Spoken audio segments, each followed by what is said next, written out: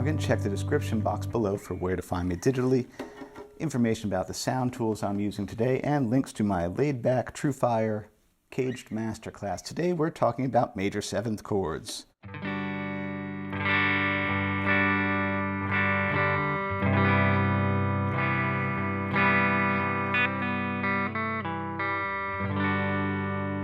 First question, let's talk about, or let's answer, what is a major 7th chord? A major 7th chord, say we're playing a G chord, is a G chord that contains the major 7th tone, so the 7th note of the major scale. That F sharp. So you're not really going to see people play it like that, although let's see, can I? Kind of cool, kind of a cool thing to do. So the first little note I want to make for y'all is, that's very different than a G7. Major 7, very different. It's jazzy and sad and floaty at the same time because it contains a very dissonant sound hiding in there.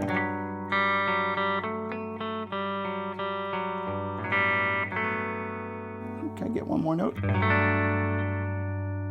And so what I notice with these is these are a lot more popular now than they ever have been.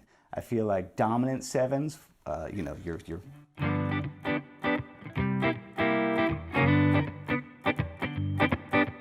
that was really popular for a long time, but increasingly I'm hearing more and more major 7s showing up everywhere, really, everywhere. All genres, they're showing up. So let's talk about, well, now, how to do this. All right, so if I'm going to unpack how to play chords, I'm going to go through caged shapes. So first thing we're going to look at is standard G shape. In the caged world, this is a G-shaped G. Now within this shape, if I want the F sharp, there's one of them. There's the one I'm actually going to go for. So for this chord, you would actually play the major 7 that way. Benny and the Jets.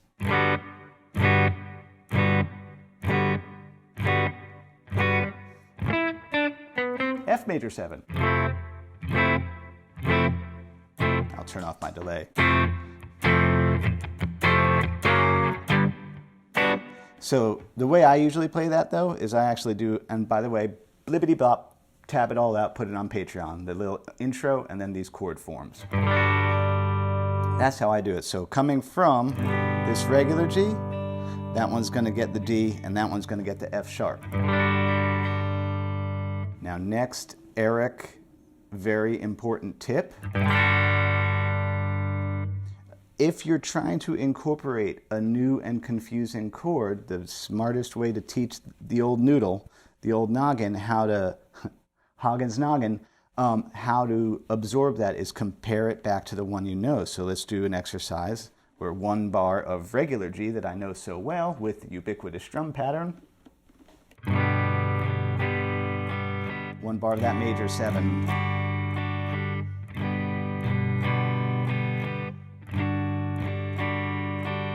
This is how we teach our brain.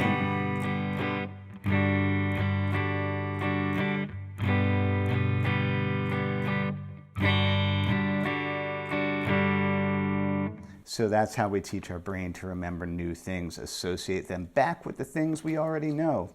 Really works. If we're going to go up to the next position of G, here's a G. The industry standard jazz school major 7 is this one.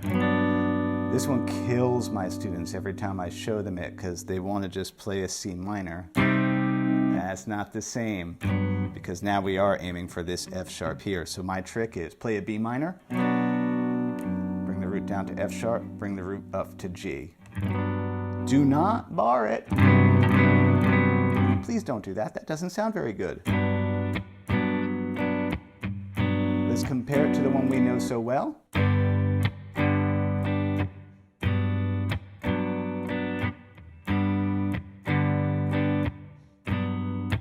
Again, if this was indie, we'd put some chorus on there.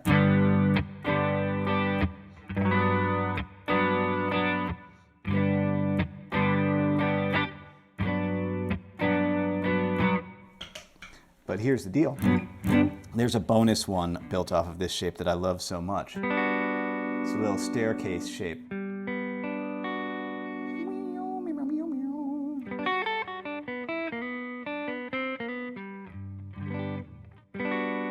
So same exercise, the one we know.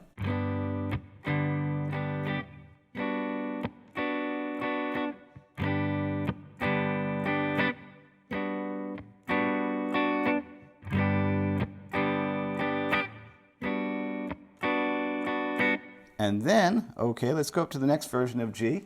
The quote-unquote D shape, which I actually never really tell people to play this way. It's too hard to get to. I can barely do it. So I tell people to just do a sus2. Now the major 7 is, let's see. There he is. So that means it's, so same exercise, G sus2, major 7.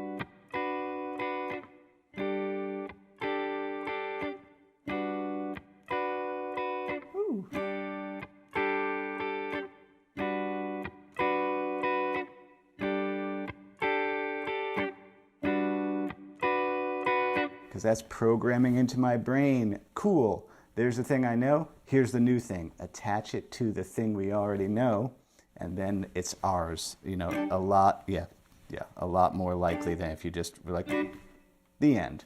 All right, what's the next version of G? Up here, again, this is all tabbed out. Let's see, where's my major 7 now? There's that F sharp. Okay, same exercise.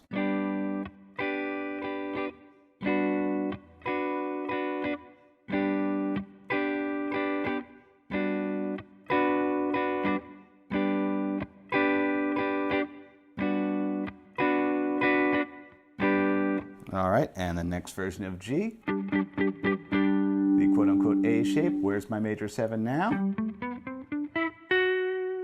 There he is. Great voicing. Same exercise, one last time.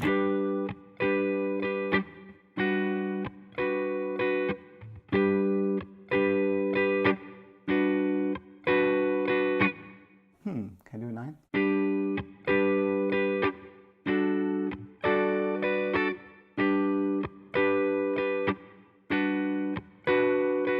And believe me when I say, that's it. That's the 5 versions of major 7. It's either going to be, or you, or you, you. Again, if we want to go up. That's how it shows up high. Okay, because, oh, Lord, here's G here. Or you could do that.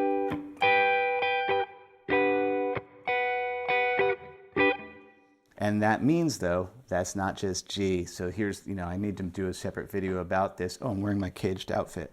This is what I wore when I shot the Truefire course.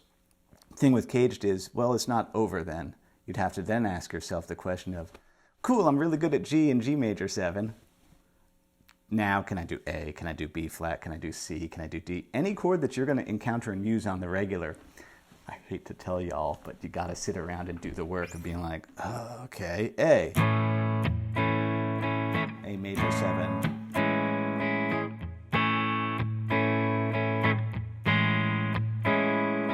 Where's the next version up of A? It's that one, which means it's now there.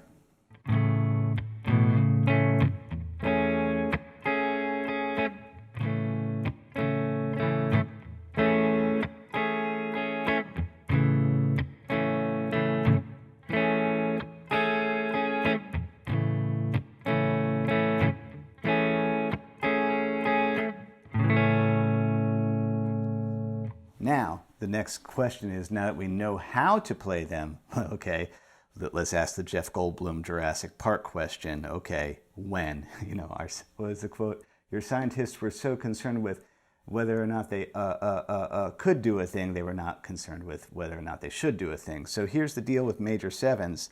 The rule is this: you can do it on a 1 chord or a 4 chord in a progression. Just trust me, that's how the letters work out, how the chord construction works out. You can't put it on a 5 chord. It's not going to sound good. That also means, though, that there's a separate little sub thing. If you're doing modal interchange, which is going to come up a little bit later this month, You can use it on the flat 7 chord, you can use it on the flat 3 chord, or the flat 6 chord here. So let's say we're in the key of G. I'll show you what I mean. So say we got G, E flat, here comes major 7, G, add 9, E flat, major 7, put on chorus, make it more indie.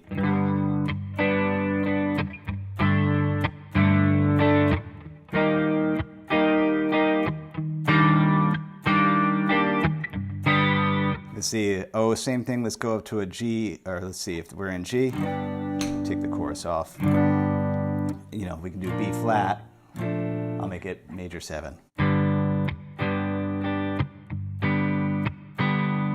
B flat.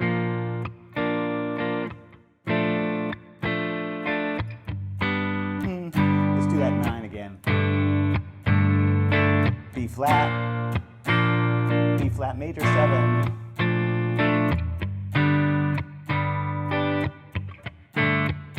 F.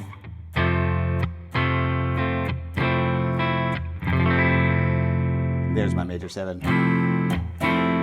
Oh, let's just do G. G6. F. F major 7.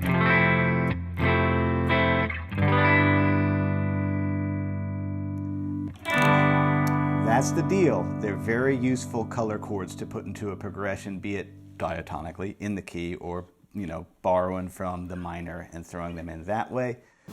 Thanks so much to everybody who supports me in all the ways that you do, even if it's just clicking like and subscribe. It all helps with algorithm relevancy because I don't put ads on my channel. As Bill and Ted would say, be excellent to each other. That includes yourself. Happy Friday. Eat pizza.